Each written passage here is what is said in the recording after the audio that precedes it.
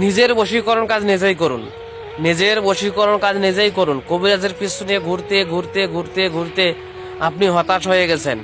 আসলে তারা কি আদৌ কবিরাজ ছিল কিনা সেটা আল্লাহ ভালো করে জানে, এবং সে নিজেই ভালো করে জানে যে সে কবিরাজ কিনা।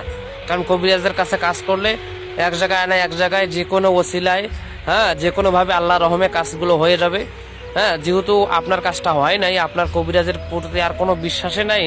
কথা হচ্ছে চুন খেয়ে মুখ পুড়ছে, দোষ এখন দই দেখলেও ভয় লাগে। চুন খেয়ে মুখ পুড়ছে, হ্যাঁ, দই দেখলেও ভয় লাগে।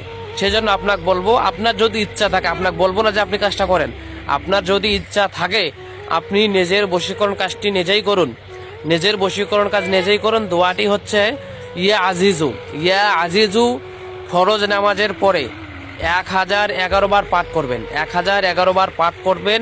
এই আমলটি আপনি নিয়মিত চালিয়ে যাবেন প্রত্যেক ফরজ নামাজের পরে। এবং তবে সবচেয়ে বড় কথা হচ্ছে আল্লাহুল ইয়াতুব, আপনি তওবা করবেন, আপনি তওবা করবেন, নিজেকে পবিত্র করবেন, নিজের মুখটাকে পবিত্র করবেন। এই পবিত্র হয়ে আপনি এই কাজটি করেন। আমি আপনাকে বলতেছি আপনার কাজটা হবে। আপনার যে কাজটা করতে হবে আমি এমন কিছু বলতেছি না।